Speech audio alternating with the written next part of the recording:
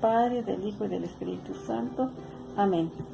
Nosotros podemos dar consejos a nuestros seres queridos o invitarlos a cambiar y a ser más amables con la gente, pero muchas veces nuestras palabras caen mal, ofenden o molestan.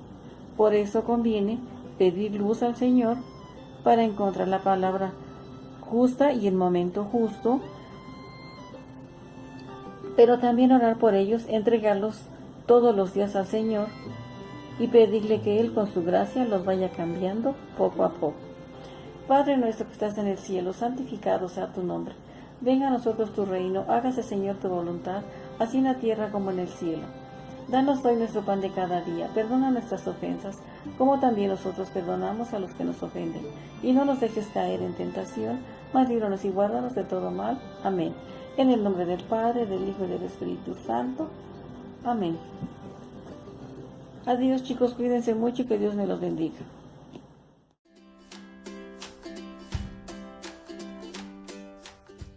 Hola chicos, buenas tardes. Soy Mari Carmen, soy catequista de los viernes en Catedral. Me da mucho gusto estar con ustedes. Hoy vamos a hablar de algo muy importante, la purificación del templo, ¿sí? Y para ello vamos a hacer la lectura del Evangelio de San Juan, capítulo 2, versículos del 13 al 25. Y dice así: como se acercaba la Pascua judía, Jesús subió a Jerusalén. Encontró en el recinto del templo a los vendedores de bueyes, ovejas y palomas, y a los que cambiaban dinero sentados. Se hizo un látigo de cuerdas y expulsó a todos del templo, ovejas y bueyes. Esparció las monedas de los que cambiaban el dinero y volcó las mesas. A los que vendían palomas les dijo: saquen de aquí eso y no conviertan la casa de mi Padre en un mercado. Los discípulos se acordaron de aquel texto: el celo por tu casa me devora. Y los judíos se acordaron de aquel texto: el celo por tu casa me devora. Y los judíos le dijeron: ¿qué señal nos presentas para actuar de ese modo? Y Jesús les contestó: derriben este santuario y en 3 días lo reconstruiré. Los judíos dijeron: 46 años ha llevado la construcción de este santuario y tú lo vas a levantar en 3 días. Pero él se refería al santuario de su cuerpo. Y cuando resucitó de entre los muertos, los discípulos recordaron que había dicho eso y creyeron en la Escritura y en las palabras de Jesús. Estando en Jerusalén por las fiestas de la Pascua, muchos creyeron en él al ver las señales que hacía. Pero Jesús no se confiaba de ellos, porque los conocía a todos. No necesitaba informes de nadie, porque él sabía lo que hay en el interior del hombre. Palabra de Dios. Pues sí, chicos, como les decía yo, Jesús purifica el templo. Fíjense, se acercaba la Pascua y Jesús subió a Jerusalén. Al llegar al templo, se da cuenta que lo habían convertido en un mercado, donde comerciaban con los animales que ofrecían en sacrificio, como eran los bueyes, las ovejas, las palomas, ¿verdad? Y también los cambistas de dinero. Estos cambistas estaban ahí porque los judíos, cuando iban al templo a dar también su aportación, las monedas que circulaban entonces tenían la efigie del emperador romano, y para ellos esto no era conveniente. Entonces los cambistas cambiaban esas monedas por otras para que ellos pudieran dar la ayuda o el diezmo al templo.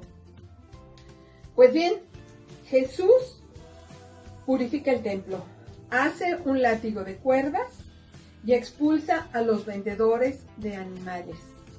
Volca las mesas con todo el dinero y a los cambistas les dijo: saquen todo esto de aquí. Mi casa es casa de oración y no cueva de asaltantes y ladrones. Jesús con esto viene a transformar el templo, viene a cambiarlo. Recuerden que para el judío el templo era el más importante emblema religioso. Pues bien, Jesús también les dice que destruyan ese templo y Él lo reedificará en solo 3 días. No le creían porque decían que cómo era posible que un templo que había tardado 46 años en construirse, Él en 3 días lo iba a reedificar. Pero Él se refería al santuario de su cuerpo, de su pasión, de su muerte y de su resurrección. Él resucitaría al 3er día. Y así fue. Y cuando resucita, sus discípulos recordaron lo que había dicho y creyeron en la Escritura y creyeron en sus palabras. Ahora bien, para nosotros, ¿qué es el templo? El templo es el lugar del encuentro con Dios. Es el lugar donde nos reunimos todos, de la Eucaristía. Claro, un sacrificio donde recordamos la pasión, muerte y resurrección de Cristo, pero de una manera incruenta, es decir, sin derramamiento de sangre. Ya que cuando fue este acontecimiento en el Gólgota, la muerte de Jesús, su pasión, todo, sí hubo derramamiento de sangre. Y así se llama un sacrificio cruento. Y nosotros, entonces, dentro del templo, el sacerdote renueva ese sacrificio, pero de una manera incruenta. Además, el templo es el lugar donde vamos al encuentro del Señor, donde hacemos oración. Es el lugar donde por medio del sacerdote podemos recibir la vida sacramentaria, los sacramentos, ¿sí? Que a través de ellos recibimos la vida de la gracia.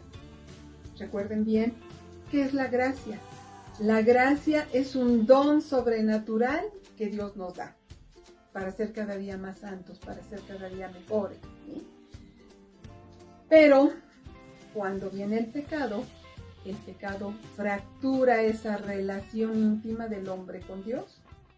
Y para ello existen los sacramentos, sobre todo el sacramento de la penitencia. A través de él recuperamos la amistad con Dios, la gracia perdida, ¿sí?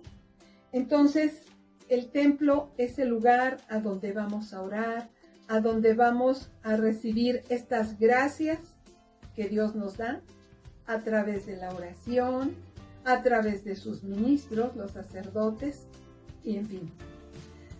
Ahora bien, una vez que nosotros tenemos ya esta idea clara de lo que es el templo, pues cuando vayamos vamos a hacer eso, vamos al encuentro del Señor, vamos también a pensar que el Señor está ahí, el Señor me escucha, escucha mi oración, escucha mi plegaria.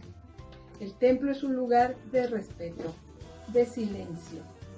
Y yo los invito a todos para cuando podamos ya asistir físicamente al templo, ahí vamos a ver al Señor, ahí podemos hacer oración y pensemos también lo que el Señor ha hecho por nosotros.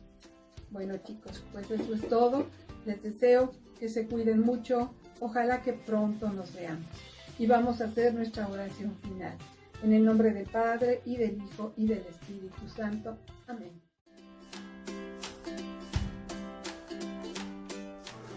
Hola, ¿cómo están? Espero que se encuentren bien.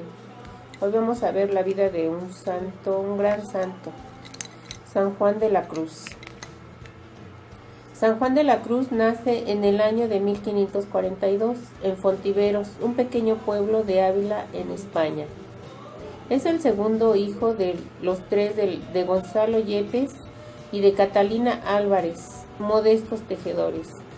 A muy temprana edad muere su padre y el segundo de sus hermanos. Por esta causa tuvieron que trasladarse a Medina de Campo.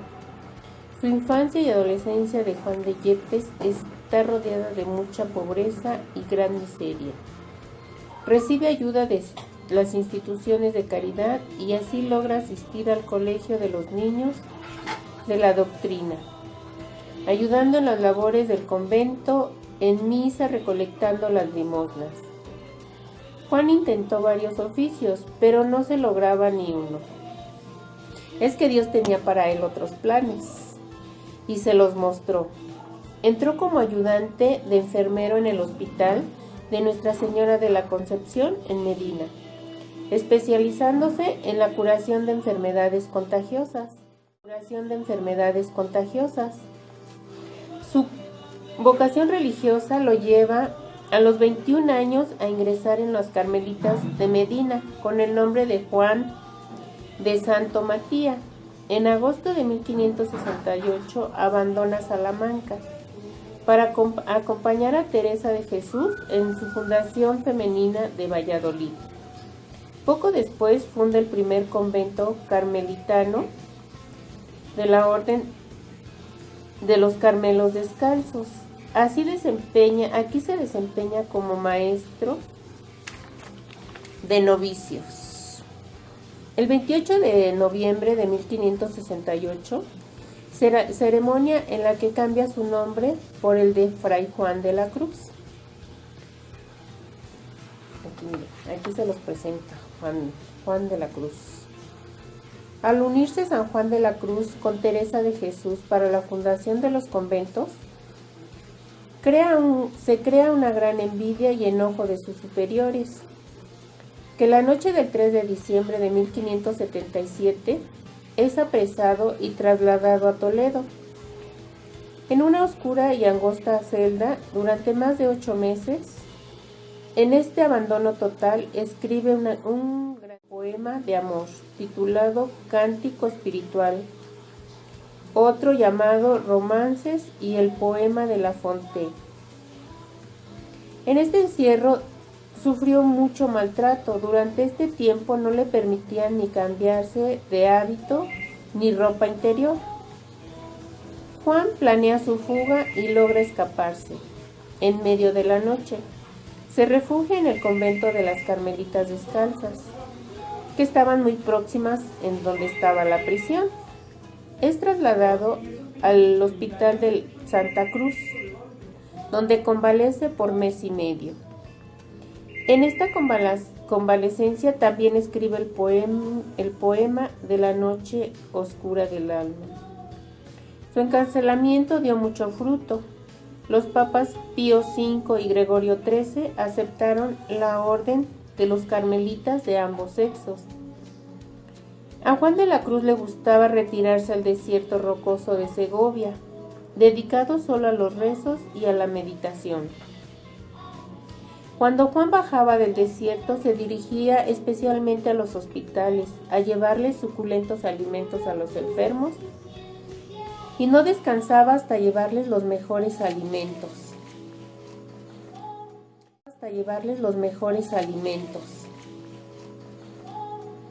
San Juan de la Cruz vivió la renuncia completa que él predicaba.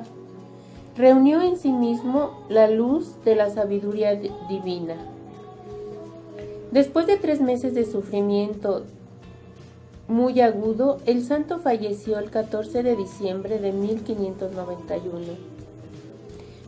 La muerte del santo trajo consigo su valoración. La vida, todo lo bueno que él hizo hasta entonces fue valorado. Sus restos fueron trasladados a Segovia, pues en dicho convento había sido superior por última vez. El 25 de enero de 1675, el Papa Clemente promulgó su beatificación. El 27 de diciembre de 1726 fue canonizado por Benedicto XIII. Y el 24 de agosto de 1926 fue promulgado doctor de la Iglesia Universal por el Papa Pío XI por sus obras místicas. Sus escritos del santo fueron Cántico Espiritual,